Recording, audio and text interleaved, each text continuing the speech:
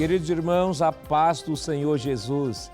Estamos iniciando mais um programa Escola Bíblica Dominical. Seja bem-vindo você e toda a sua família. O nosso desejo é que Deus abençoe você grandemente através deste programa. Hoje estudaremos a 8ª lição deste trimestre, cujo tema é Nossa luta não é contra carne e sangue.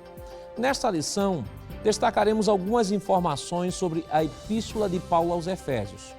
Pontuaremos o que Paulo quis dizer quando asseverou que a nossa luta não é contra carne e sangue. E, por fim, veremos quais as recomendações apostólicas para vencermos esta guerra espiritual. Se você quer aprender mais sobre este importante assunto, não saia daí. Continue conosco em seu programa Escola Bíblica Dominical.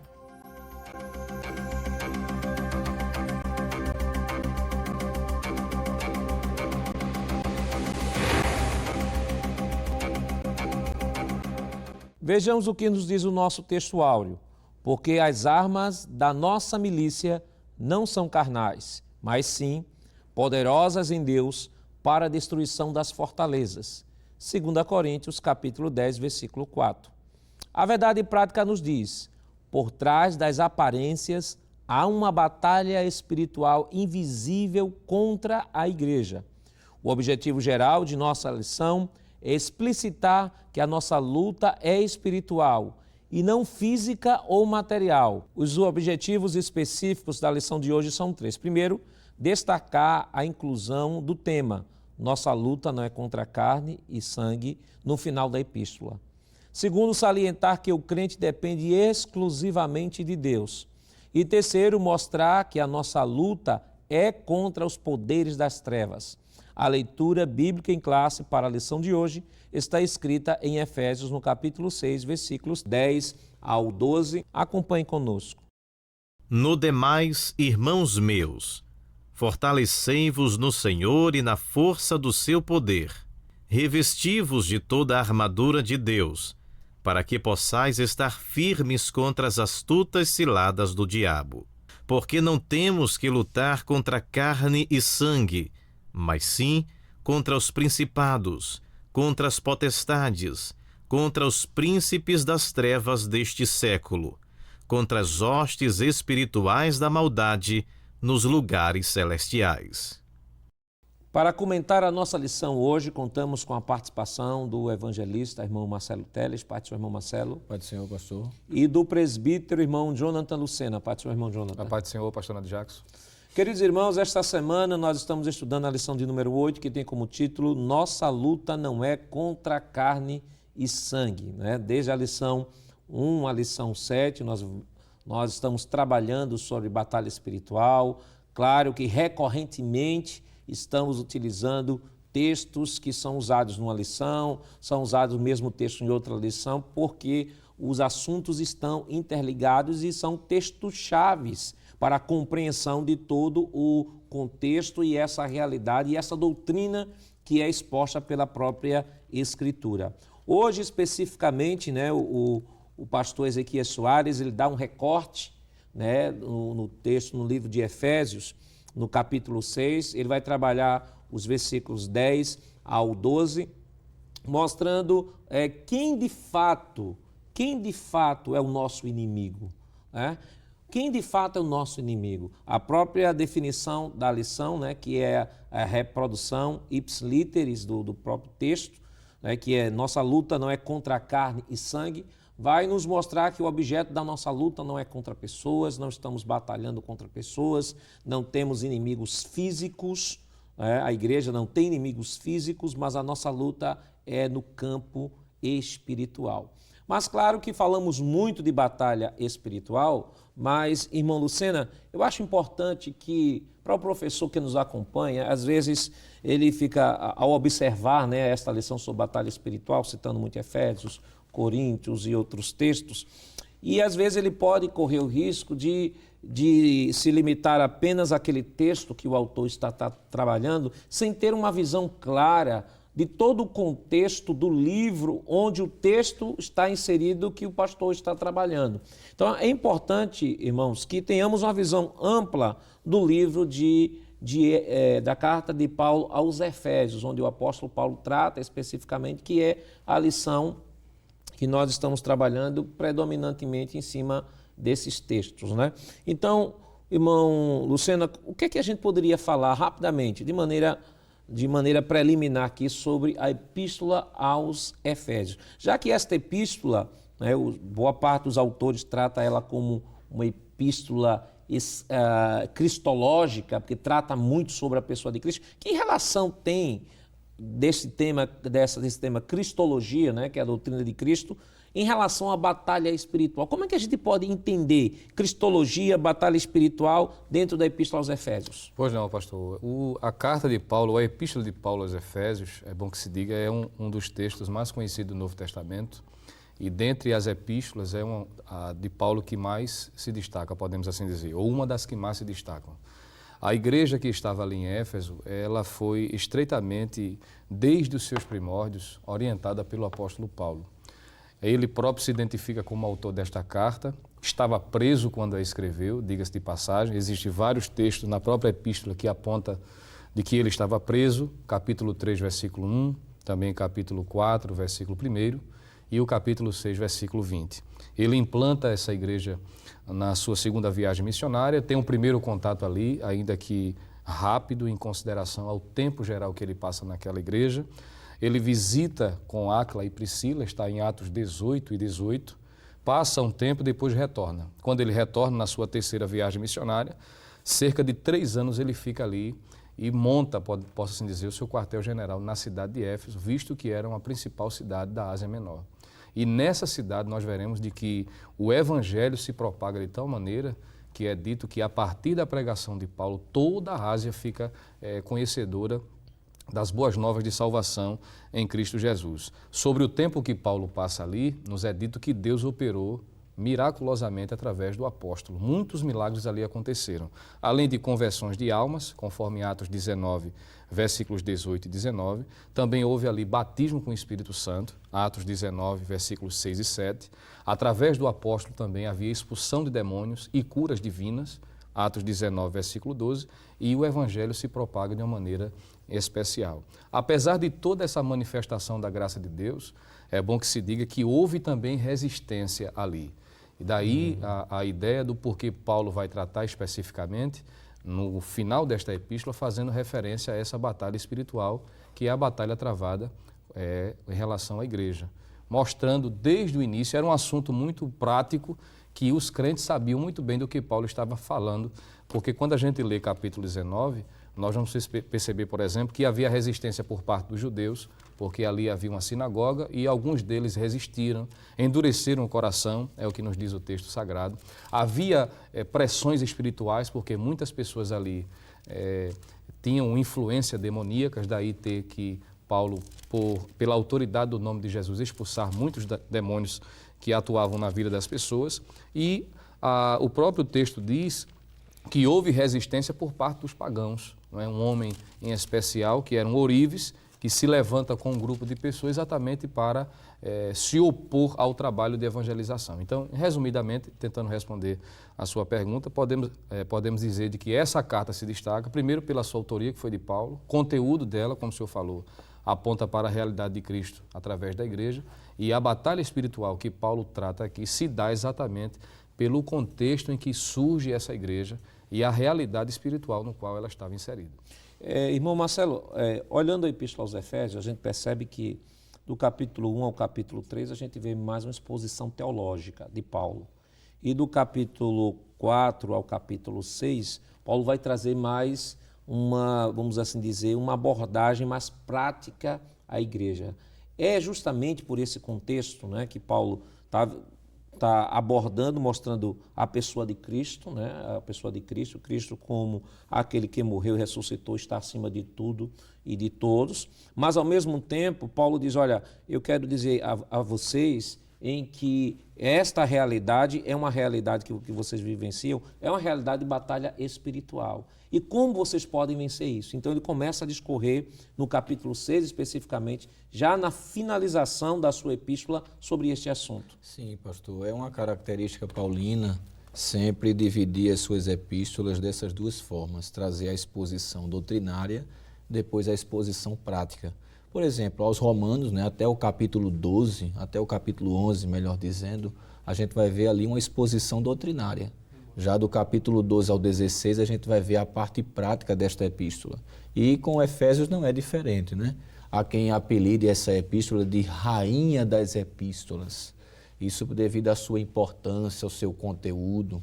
Então, Paulo, ele trata de um assunto muito interessante já no capítulo 6, que diz respeito à realidade do mundo espiritual. Ele queria conscientizar os cristãos de Éfeso que a coisa não era só aqui, no campo material, que existe um mundo espiritual e que este exerce influência no mundo físico. Então era preciso entender isso. Cientes disso, ele também fala sobre de que a vida cristã, ela é uma batalha. Ele diz assim, porque não temos que lutar. No capítulo de número 6, versículo 12, o professor deve ler esse texto, quando diz, porque não temos que lutar contra carne e sangue. Veja que a expressão lutar aí, ela é uma das definições da palavra batalha. Assim como Israel enfrentou diversas batalhas físicas no Antigo Testamento, a igreja enfrenta batalhas no Novo Testamento. A diferença é que não são batalhas físicas, não são contra inimigos no que diz respeito a pessoas, homens, sistemas de governo, não. A luta da igreja é contra principados e potestades, né? Isso fala de anjos que exercem alta hierarquia, né? No caso, esses anjos, os anjos que caíram da posição em que foi colocada a princípio por Deus. Então, existe essa luta e o ideal de Paulo é conscientizar os cristãos de Éfeso, porque Paulo enfrentou muita hostilidade, como foi dito aqui, nessa cidade, para a implantação do evangelho, né? Satanás arregimentou toda uma estratégia para que o evangelho não prevalecesse. Lá tinha o templo da deusa Diana e a Ásia Menor praticamente era envolvida com este culto ao ponto de que o comércio vivia de vender estatuetas, né? Miniaturas desta deusa. Por isso que esse ourive se revoltou contra Paulo. E Paulo via por trás de todo esse tumulto uma influência satânica. E aí conscientizar a igreja neste local, porque a igreja está em Éfeso, de que a luta contra as trevas era uma realidade e eles precisavam estar cientes disso. E o que eu acho bonito nesse texto, que esse texto tem... Se a gente parar para fazer uma análise, só essa partezinha, porque não temos que lutar contra carne e sangue, esse texto nos traz diversas lições. Entre elas, nos mostra a sensibilidade missiológica de Paulo, né? Paulo, mesmo diante desta resistência, mesmo diante do ódio, mesmo diante da perseguição, ele olhava para as pessoas como ovelhas perdidas, perdidas, cegas, que estavam fazendo tudo aquilo, primeiro por sua ignorância e, sobretudo, havia por trás de tudo aquilo ali uma orquestração satânica pela própria idolatria que havia sido instaurada ali naquela cidade. Então, ter esse olhar, irmão Lucena, é sempre importante, né?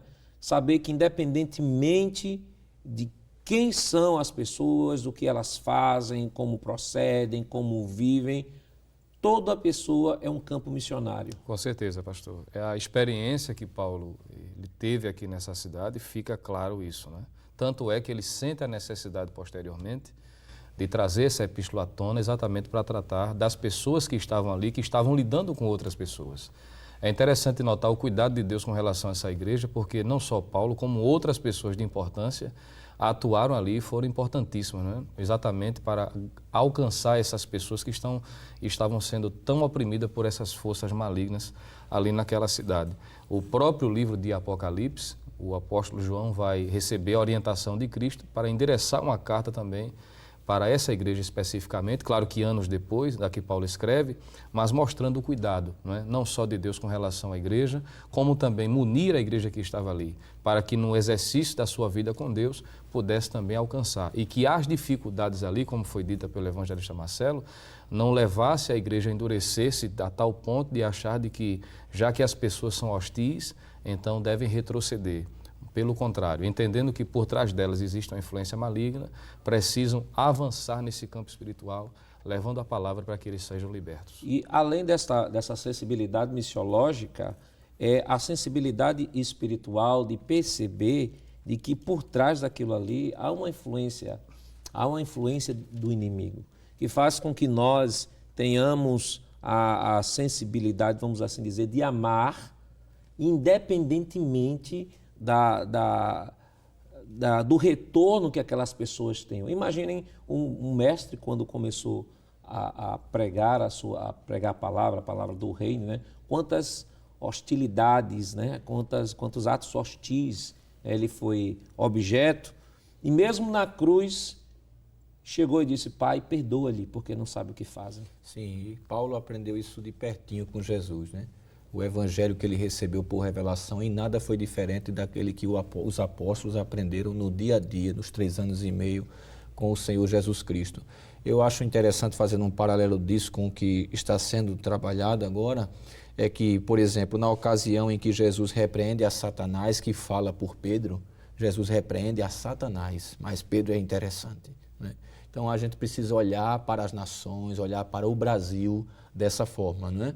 A idolatria, a feitiçaria, a imoralidade sexual, tudo isso são coisas que o diabo usa para atrair os pecadores. E a nossa luta é contra o diabo. Mas as pessoas que estão envolvidas com o pecado, ainda que estejam sobre o espírito da desobediência, que Paulo fala em Efésios 2 e 3, elas precisam ser amadas, nós precisamos pregar o evangelho, mostrar que o Deus desse século cegou o entendimento, mas a palavra de Deus é mais poderosa do que a influência maligna de Satanás sobre as pessoas. E quantos de nós éramos hostis ao evangelho, né? Não gostávamos de crente, não queria nem ouvir de Bíblia, de igreja, de nada, e hoje fomos... Eu acho o maior exemplo é o apóstolo Paulo, né? Quando ele lá em 1 Timóteo capítulo 1, rapidamente, 1 Timóteo capítulo 1, no versículo 12, o apóstolo Paulo, ele vai dizer o seguinte, 1 Timóteo capítulo 1, versículo 12, ele diz assim: e dou graças ao que me tem confortado, a Cristo Jesus nosso Senhor, que me teve por fiel, pondo-me no ministério. Versículo 13. A mim, que dantes fui blasfemo, perseguidor e opressor, mas alcancei misericórdia, porque eu fiz ignorantemente na incredulidade. Esse olhar de compaixão, esse olhar de amor, essa sensibilidade espiritual. Só percebe isso quem é espiritual. Paulo disse: olha, se vocês estão vendo esses adoradores de Diana com toda essa fúria contra vocês, até querendo tirar a vida de vocês, olhe sobre 2 aspectos. Primeiro, que o Deus desse século cegou o entendimento deles. E segundo, há uma influência de Satanás por trás de tudo isso. E a nossa luta não é contra os adoradores de Diana. A nossa luta é contra as potestades principadas, aqueles que estão arregimentando, aqueles que administram todo esse sistema pagão, todo esse sistema anticristão. Mas no próximo bloco nós estaremos ainda comentando sobre batalha espiritual. Não saia daí, voltamos logo mais depois do nosso rápido intervalo. Voltamos já.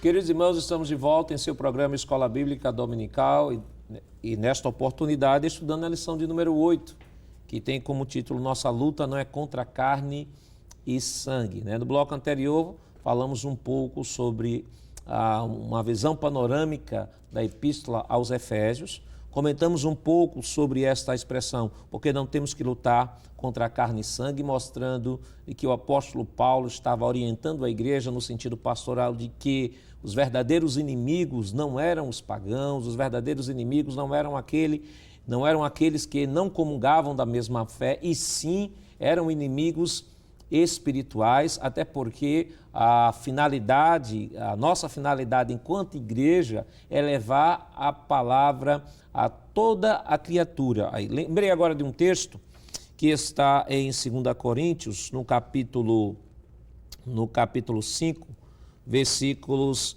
18 ao 20, que diz o seguinte: e tudo isso provém de Deus, que nos reconciliou consigo mesmo por Jesus Cristo e nos deu o ministério da reconciliação. Isto é, Deus estava em Cristo reconciliando consigo o mundo, não lhes imputando seus pecados, e pôs em nós a palavra da reconciliação, de sorte que somos embaixadores da parte de Cristo, como se Deus por nós rogasse. Rogamo-vos, pois, da parte de Cristo, que vos reconcilieis com Deus. Paulo deixa claro que o ministério da igreja é o ministério da reconciliação. A igreja não foi chamada para travar batalhas físicas com ninguém. A igreja não foi chamada para lutar no mundo físico contra nenhum exército, contra as pessoas, não. Paulo nos deixa claro, diz assim, olha, Deus nos deu o ministério da reconciliação. A nossa missão é reconciliar o mundo com Deus, porque somos embaixadores, somos aqui os seus representantes. Então, primeiro Paulo mostra contra quem nós não devemos lutar, né? Primeiro, nós não devemos lutar contra as pessoas, né? Porque as pessoas são objeto do amor de Deus. Deus amou o mundo de tal maneira que deu seu Filho unigênito para que todo aquele que nele crê não pereça, mas tenha a vida eterna. João 3:16. Primeiro, Paulo mostra com quem nós não devemos lutar, as pessoas. E agora, evangelista Marcelo, Paulo vai nos mostrar contra quem de fato devemos lutar. Sim, e essa expressão que ele usa assim, não temos que lutar contra carne e sangue aí é um ser humano, né? Já que não é carne e sangue, então são espíritos. E quem são esses espíritos, senão os demônios, né? Falamos aqui no primeiro bloco, aqueles seres angelicais que seguiram Satanás em sua revolta contra Deus e que fazem hostilidade à igreja, à presença, à existência da igreja e também à tarefa que a igreja recebeu de evangelizar povos, tribos, línguas e nações. Satanás não quer que as pessoas se convertam e ele faz uma oposição. Daí porque o termo lutar é a expressão no grego que diz respeito à ação de duas forças que agem em sentido contrário. A igreja quer o bem das pessoas, Satanás quer o mal das pessoas, né? Satanás escraviza as pessoas, a igreja vem ou existe na terra para pregar a libertação às pessoas por meio de Jesus Cristo. Então, sabendo dessa tarefa da igreja, ele se opõe, ele se levanta. E aí sim, ele pode utilizar pessoas, governos, ele pode se infiltrar na educação, na criação de leis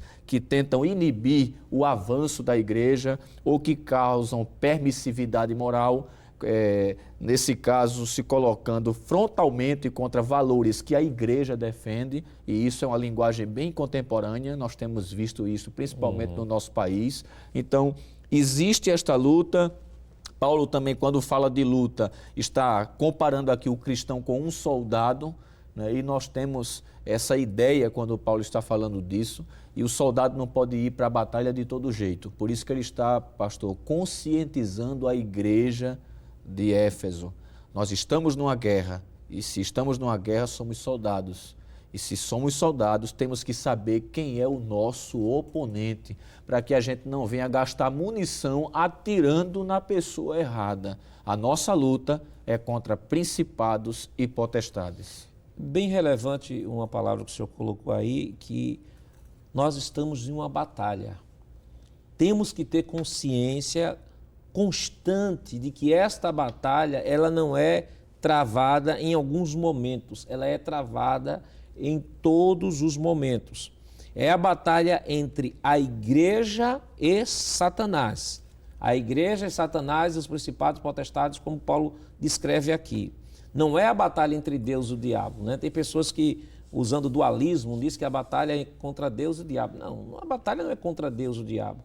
Deus deu à igreja o ministério da reconciliação e essa igreja tem a missão de levar esta palavra, e a oposição de Satanás é justamente contra a igreja, que é que recebeu esse ministério da reconciliação, de libertar pessoas do mundo das trevas. Então, esta batalha espiritual é uma realidade, irmão Lucena, na vida não dos crentes mais consagrados ou dos crentes que mais oram, mas na vida de todo crente. Se ele é nascido de novo, ele passa a batalha. Ele pode perder batalhas se ele tornar-se ocioso em relação às ferramentas para esse processo, ou ele pode também vencer batalhas à medida que ele se apossa dessas ferramentas. Pois não, pastor. É interessante lembrar de que esse tipo de linguagem era muito comum nos escritos de Paulo. Paulo sempre, quando se referia à vida cristã, ele sempre se reportava à ideia de batalha. E isso já mostra de que, apesar dos privilégios que nós temos, e Paulo trata disso, né, na divisão que já foi feita aqui, em especial do capítulo 1 ao capítulo 3, ele mostra, e uma das expressões que ele muito se utiliza é em Cristo, mostrando a posição que a igreja agora desfruta. Mas essa posição não significa dizer que se cria uma bolha espiritual a ponto de que o crente agora vai viver debaixo da sombra, bebendo água fresca, como se não houvesse nenhum tipo de dificuldade. Pelo contrário, Paulo utiliza frequentemente, até porque ele conhecia muito bem a realidade de batalha, de guerra, já que ele estava preso e era comum ele ver a realidade do próprio soldado em si. Em Efésios 6:20, quero dizer, ele diz que estava como embaixador em cadeias, e ele sabia muito bem do que estava tratando. E Paulo sempre foi observador da realidade social em que ele vivia, e ele se utilizava daquilo que era muito conhecido para trazer verdades espirituais. Quando a gente lê, por exemplo, 2 aos Coríntios 10:4, ele usa essa linguagem também falando sobre as armas da nossa milícia, não é? Em 1 Timóteo 6:12, ele usa também essa expressão, e em 2 Timóteo, capítulo 2, versículo 3, e também capítulo 4, versículo de número 7, mostrando que é uma realidade. Não tem como o crente dissociar a vida cristã a essa guerra, a essa batalha espiritual, de modo que a fala que o senhor teu aqui, que é uma realidade, deve ser enfatizada, para ninguém de repente entrar em choque, dizer por que é que nós como crentes, né, diante dessa temática, qual a necessidade dessa conscientização? A conscientização que Paulo traz para a igreja de Éfeso deve ser aplicada também, visto que, como eles, nós somos crentes em Jesus Cristo, desfrutamos de benefícios em Deus, mas isso não significa dizer que devemos ficar de braços cruzados. Somos soldados e devemos estar atentos nessa batalha. E o primeiro caminho que o apóstolo Paulo, o irmão Marcelo, mostra, né, quando ele vai dizer, a gente já viu aqui, contra quem a gente não deve batalhar, contra as pessoas, não. As pessoas são objetos, são campos missionários que precisam ser alcançados. Não é as pessoas, sim o mundo espiritual. E o apóstolo Paulo, ele faz aqui algumas citações contra os principados, potestades, príncipe das trevas desse século, contra as hostes espirituais da maldade nos lugares celestiais. Alguns escritores, né, de outra linha teológica chegam a dizer, não, Paulo aqui está dizendo a mesma coisa, né? Mas aqui nós não entendemos que Paulo está dizendo a mesma coisa. Se Paulo quisesse, poderia ter resumido, a nossa luta é contra Satanás e seus demônios. E ponto final, se Paulo quisesse dizer isso. Mas observe as palavras exatas que o apóstolo Paulo usa, né? Contra principados, contra potestades, príncipe das trevas desse século, contra as hostes espirituais da maldade nos lugares celestiais. O que Paulo parece nos deixar claro aqui, irmão Marcelo, é que o reino das trevas são organizados. Existe uma hierarquia e existe uma diversidade de atuação e operação. E aí, nós como cristãos, ele deixa claro isso aqui, temos que tomar ciência disso para que possamos conhecer o nosso inimigo, para que possamos, diante deste conhecimento, poder batalhar, desenvolver estratégias e poder vencê-lo. Sim, inclusive, pastor, alguém pode se perguntar, dedicar um trimestre inteiro para estudar sobre batalha espiritual, qual a utilidade? É justamente essa que o senhor apontou aí. É de conhecermos que nós temos oponentes. Esses oponentes são espirituais. E como tais, nós não podemos combatê-los usando armas físicas, em hipótese alguma.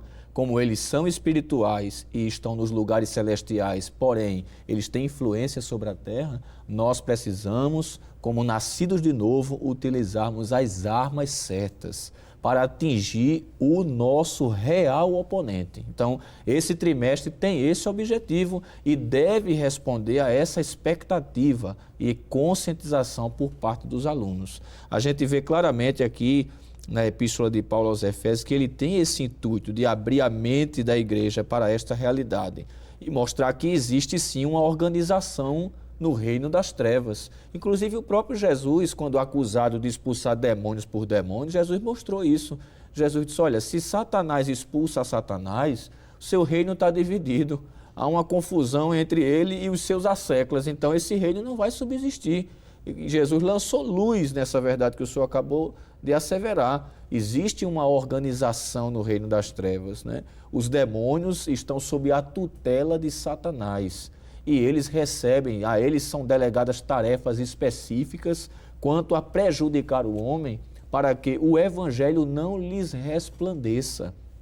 Uns demônios, por certo, eles atuam colocando enfermidade nas pessoas, outros oprimindo com vícios, outros possessão, né? E diversas atuações de Satanás que já vimos em outras lições. Agora, é bom dizer, né? Porque essa também não é uma lição para a gente ficar falando da introdução à conclusão sobre o diabo. A gente precisa esclarecer quem é o nosso real oponente, mas temos que dizer quem é superior a ele. 1 João 3,8 diz, para isto se manifestou o Filho de Deus, para desfazer as obras do diabo. E desfazer é algo que foi feito, não é? O diabo fez, Jesus veio para desfazer. Atos 10:38 diz que Jesus curou a todos os oprimidos do diabo, porque Deus era com ele. Aquela mulher até religiosa que entrou na sinagoga encurvada e estava ali há 18 anos oprimida por Satanás. Quem olhava por fora, não é, dizia, é apenas uma escoliose, é uma deformação física. Isso. Jesus consegue enxergar o que está por trás, que é o intuito de Paulo a falar essas palavras para os cristãos de Éfeso. E disse, olha, há 18 anos Satanás oprime esta mulher, mas vem cá, chamou ela, pôs a mão sobre as costas e desenvergou ela e expulsou aquela enfermidade de origem satânica. E diz que o texto diz que ela glorificava a Deus. Então, o papel de Jesus é o papel da igreja. Olhar para os oprimidos, expulsar a Satanás e levar as pessoas à conversão. E o senhor falou uma coisa aí bem interessante, é sobre as armas corretas na batalha, né? Que nós vivemos dias, né, em que as pessoas, por diversas crendices, né, criam verdadeiras fórmulas, né, contra Satanás. Por exemplo, tem quem nunca ouviu falar de alguém que deixa a Bíblia aberta no Salmo 91, né, com a ideia de que aquele Salmo 91 aberto no centro da sala vai expulsar todos os demônios de dentro de casa, quando na verdade, na tentação de Jesus, que nós estudamos na lição passada, Satanás citou o Salmo 91. Não há nenhum problema com isso. Aí querem utilizar armas físicas como talismãs, como os crendices, como coisas que são elaboradas no campo de vista físico para tentar vencer o diabo, e quando na verdade nada disso tem força, nada disso tem poder. É claro, como o evangelista Marcelo disse aqui, essa lição não é uma lição para você ficar o tempo todo falando sobre Satanás, Satanás, Satanás, não. Estamos conhecendo o inimigo, mas não podemos esquecer do que aprendemos nas lições passadas, a autoridade do nome de Jesus, que eles reconheciam mesmo antes de Jesus morrer e ressuscitar e dizer, todo o poder me foi dado no céu e da terra. A gente viu que no endemoniado gadareno eles já reconheciam a autoridade de Jesus, já chamavam ele de filho de Deus, já reconhecia a sua autoridade, tanto que disseram, tu viesse atormentar-nos antes do tempo. Quer dizer, eles reconheceram a autoridade que havia não só sobre a pessoa de Jesus, mas a autoridade também de estabelecer juízo sobre eles. juízos sobre eles e lançá-lo no abismo. Ele pediu, por favor, não nos lança no abismo, nos lança naquela manada de porcos. Então, eles foram lançados nos porcos. Então, eles reconheciam a autoridade do nome de Jesus. E nós que nascemos de novo, vivemos uma nova vida em Cristo, podemos e temos sim, como filhos de Deus, Romanos 8, como filhos de Deus e como portadores do Espírito de adoção, que é o Espírito Santo em nossas vidas, ter a autoridade de usar o nome de Jesus. Não adianta. Não adianta, seja qual for o mal, seja qual for o problema, seja qual for a densidade das artimanhas e ciladas do diabo, maior será a autoridade que Deus dará no nome de Jesus para vencer. Não é preciso ter medo, não é preciso ficar preocupado, não é preciso ficar expulsando o demônio toda hora, todo instante, não. Chame apenas pelo nome de Jesus. Chame Jesus, que Jesus chegando não vai ter oportunidade. Até o próprio apóstolo João diz que aquele que é nascido de novo, o maligno não lhe toca. Ele está em nosso derredor. A proteção de Deus está sobre a nossa vida. Agora, claro, não podemos achar que por sermos filhos de Deus, por sermos nascidos de novo, estamos imunes aos ataques e agora podemos, os nossos próprios esforços, lutar contra ele. Não, porque essa batalha é espiritual. E se é espiritual, as ferramentas precisam ser espirituais. Mas no próximo bloco nós estaremos comentando como vencer a luta espiritual. Não saia daí, voltamos depois de alguns instantes.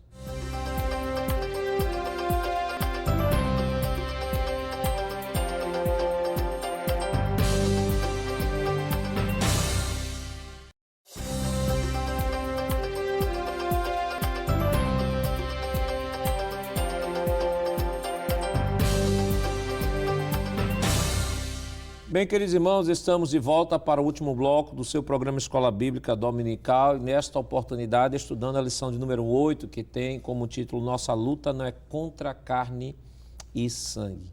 E deixamos para comentar neste bloco sobre como vencer a luta espiritual. Aprendemos quem não são os nossos inimigos, as pessoas não são os nossos inimigos.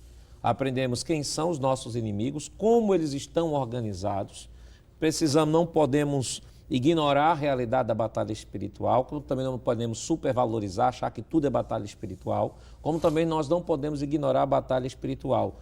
Todo crente, independentemente do seu nível de maturidade, independentemente do seu crescimento ou do conhecimento bíblico, ele passa por batalha espiritual, ele passa. Porque todo nascido de novo passa. Então, o evangelista Marcelo, como é que nós podemos, se todo crente que é nascido de novo, independentemente de sua maturidade, do seu tempo de crente, do seu nível de conhecimento bíblico, ele passa por batalha espiritual? Claro que um crente mais amadurecido, ele vai, de maneira mais amadurecida, poder lidar com a batalha espiritual. Aquele crente menos amadurecido vai, de repente, de maneira menos amadurecida, lidar com batalha espiritual. Diante dessa diversidade na igreja, de crentes mais maduros, menos maduros, crentes que querem crescer espiritualmente, crentes que estagnaram, como os crentes lá de Hebreus, não quero aprender, não quero crescer, não quero mais nada, mesmo assim não isenta de passar por batalha espiritual. Como é que a gente pode tratar essas questões? Como é que eles podem vencer essa luta espiritual? Muito bem, pastor. Depois que Paulo, em Efésios 6, versículo de número 12, conscientiza os cristãos de Éfeso de que existe o mundo espiritual e quem são os nossos oponentes, ele também vai lembrar a igreja do que é necessário para que este soldado cristão ele vença a hostilidade das trevas. O versículo 10, que é anterior ao 12, ele vai dizer: no demais, irmãos meus, fortalecei-vos no Senhor e na força do seu poder. Então, esta batalha exige do crente preparação. Então, a primeira coisa a se fazer é se fortalecer em Deus. O Senhor deixou bem claro aqui no segundo bloco, no bloco passado, de que como é uma luta espiritual, nós devemos usar armas espirituais. E deve-se buscar força em Deus, que inclusive vai ter uma lição só sobre revestidos do poder do alto para vencer as potestades do mal, né, das trevas. Por quê? Porque em nós não há força contra seres espirituais. Por quê? Existe uma cadeia, né? Deus está no topo, abaixo de Deus estão os anjos, abaixo dos anjos estão os homens e abaixo dos homens os animais. Então, nesta cadeia, os seres angelicais estão acima dos homens. Eles têm capacidades que os homens não têm. Eles não têm limitações como os homens têm. Então, eles estão acima dos homens, embora abaixo de Deus. Então, nós devemos nos refugiar em quem para vencê-los? Em Deus que está acima deles. Por isso, Paulo disse, fortalecei-vos no Senhor e na força do seu poder. Eu não devo buscar poder, eu devo buscar o Senhor que me dá poder. É essa a questão. Então, eu me fortaleço no general dessa batalha, porque a igreja não está sem um general, a igreja tem um líder. O cabeça deste corpo é Cristo. E é nele que eu obtenho forças necessárias para vencer esse real oponente e suas estratégias, suas astutas ciladas. Então, fortalecer-se no Senhor é um passo que o crente deve dar para vencer o mal. E fortalecer no Senhor é o grande passo, né, para vencer tudo isso, né? Como o senhor bem expôs aqui, os anjos estão acima dos homens em força e poder. Os anjos conhecem mais dos homens do que os homens dos anjos. E tudo que conhecemos, agora os espirituais conhecem sobre o mundo dos anjos porque foi revelado pela Escritura. Isso. Tudo que conhecemos sobre o mundo espiritual está revelado na Escritura. Nada mais, nada menos. É o que a palavra revela. E aí a importância que o senhor estava tratando aí, que eu lembrei aqui de uma coisa bem interessante, é que a nossa luta, nós temos que usar ferramentas espirituais, mas temos que estar em Cristo, no Senhor.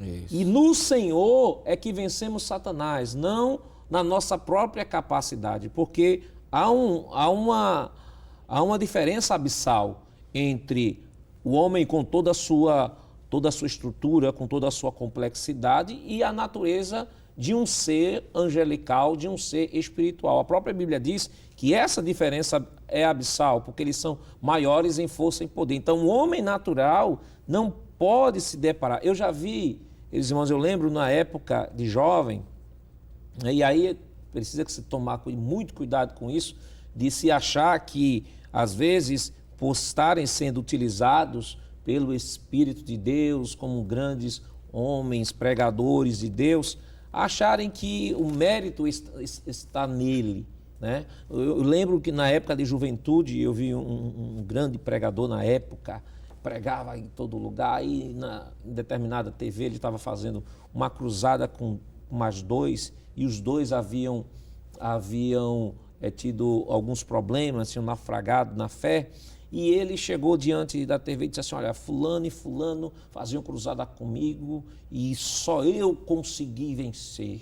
E encheu o peito de só eu consegui vencer, como se o mérito da batalha espiritual estivesse nele. E o que é que aconteceu? Não demorou muito tempo, ele entrou no mesmo problema. Então, irmão Lucena, essa batalha, você não pode entrar nessa guerra sem estar em Cristo, porque Cristo é quem é. Em Cristo que nós temos condições no poder do seu nome de vencer essa batalha. Com certeza, pastor. Foi ele quem disse, não é? Em João 15, sem mim nada podeis fazer. Na própria expressão do texto do versículo de número 10, que é a palavra fortalecei-vos, o termo que Paulo usa traz a ideia de tornar-se forte ou receber força, mostrando a total dependência deste para que possa vencer a batalha espiritual. Em 2 Coríntios capítulo 10, versículo de número 3 e o versículo de número 4, Paulo diz assim, porque andando na carne não militamos segundo a carne,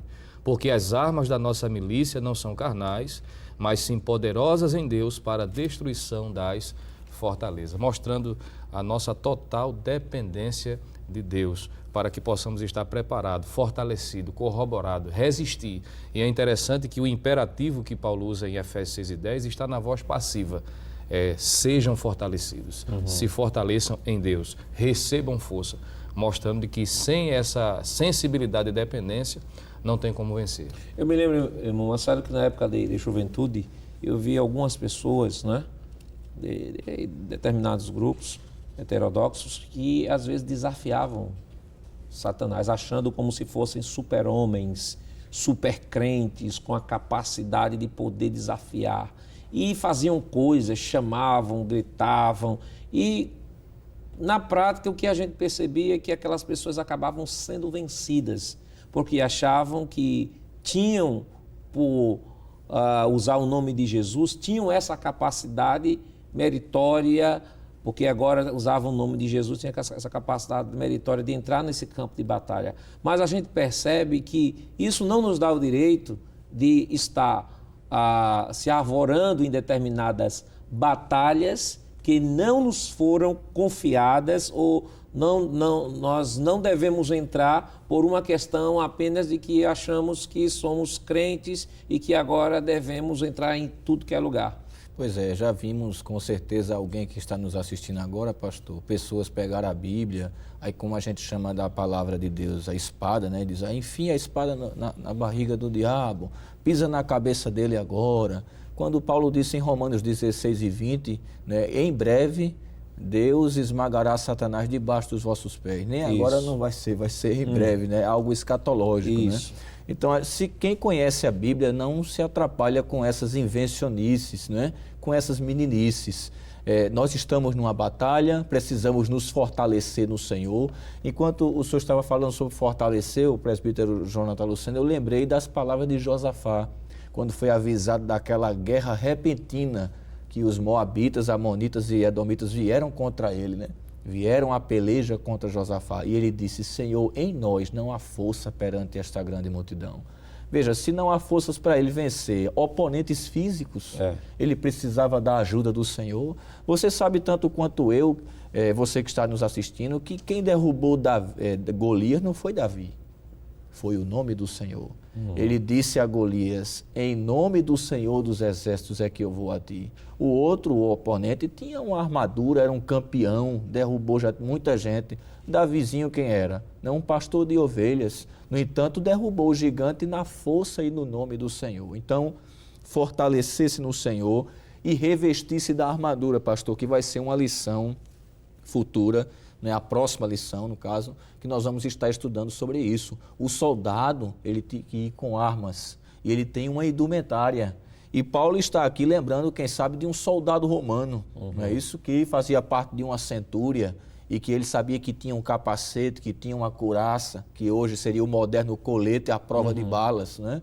E que ele dispunha de uma arma tanto defensiva como ofensiva, que ele usava caneleiras que ofereciam proteção pela extensão do corpo, a fim de que ele não fosse atingido. Então, Paulo, como disse o presbítero Jonathan Lucena em um programa anterior, Paulo gostava de pegar exemplos do dia a dia, o método de Jesus, né? E transferir para a realidade do mundo espiritual e dizer que também Deus nos vestiu de uma armadura.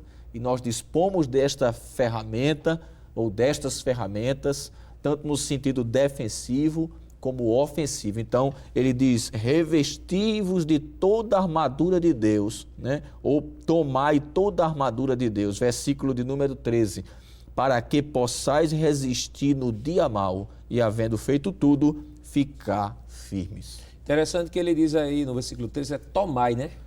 Se aposse, né? Isso. Primeiro ele fala em revestivos e toda a armadura e depois ele fala em tomar toda a armadura. Irmão Lucena, que lições a gente poderia extrair dessa nossa abordagem para estar orientando o professor que está nos acompanhando neste momento? Pois não, pastor. Lembrar, não é? Aproveitando essa lição especificamente, lembrar do que já tem sido tratado desde o início desse trimestre, que a vida cristã não é uma colônia de férias, é uma batalha travada todos os dias, é uma luta constante e que esta luta só é possível vencer se tivermos consciência, primeiramente identificar quem são os inimigos e, consequentemente, quais são as armas necessárias para vencer. E, sobretudo, entender de que existem alguns dias ou momentos em que esta batalha é travada, que Paulo vai usar uma expressão aqui que eu acho interessante, que é o dia mau. e que é comum a todo soldado, né? Talvez o desgaste da batalha, a luta constante, possa levar alguém à exaustão espiritual. Mas é importante perceber da necessidade de permanecer firme, vigilante, porque Paulo diz que depois de feito tudo, deve-se permanecer firme. E não há momento mais perigoso na luta do que nesse momento de exaustão alguém querer desistir. É possível, de repente, que alguém esteja na sala de aula e já tenha lutado tanto que nesta guerra em particular, ou nessa batalha que esteja sendo travada nele ou com ele já não tenha tanta força como tinha antes e queira até desistir. É uma ótima oportunidade do professor lembrar que, se fortalecendo em Deus, é possível o crente tirar a força da fraqueza para continuar vencendo. Irmão Marcelo.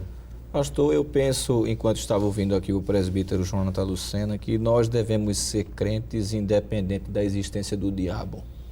O diabo existe, o diabo vem contra o crente, mas a gente não só pode orar porque o diabo existe. Isso. Eu devo orar porque orar é bom.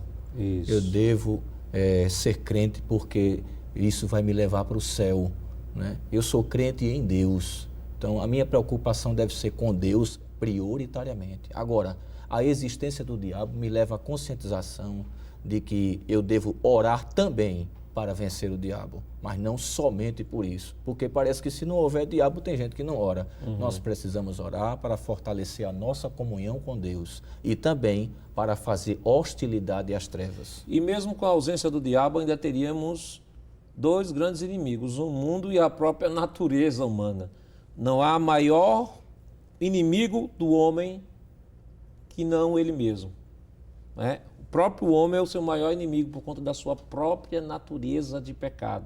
Tanto é que o milênio, quando Satanás estará preso, a Bíblia diz que o governo de Cristo será colocado com cetro de ferro, ou seja, será imposto com cetro de ferro. Mas Satanás não está preso? Sim, mas o problema é que a natureza humana dos não regenerados continua ainda.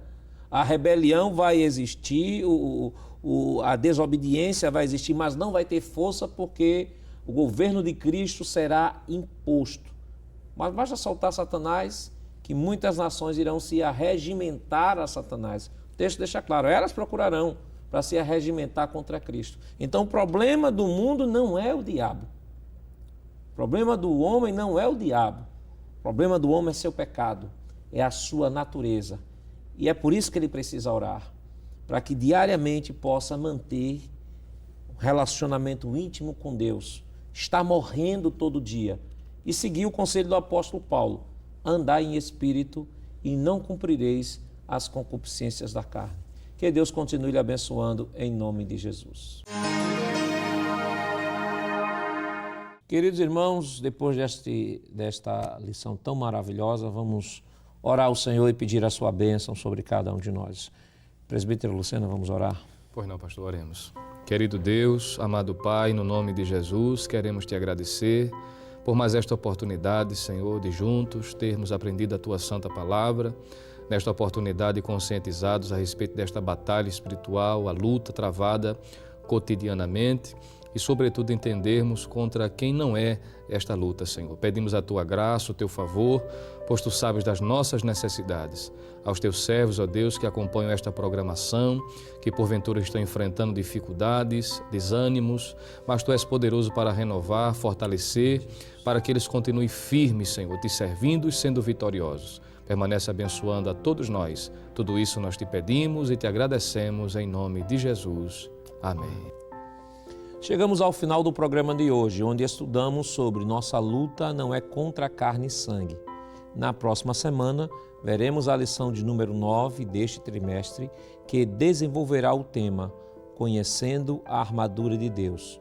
O programa Escola Bíblica Dominical vai ao ar toda sexta e sábado às 22 horas e aos domingos às 7h30 da manhã. Também está disponível em nosso canal no YouTube, Rede Brasil Oficial. Obrigado por sua companhia e até o próximo programa. Que a graça do nosso Senhor Jesus Cristo, o amor de Deus nosso Pai, a comunhão e as divinas consolações do Espírito Santo estejam com todos hoje para todos sempre. Amém.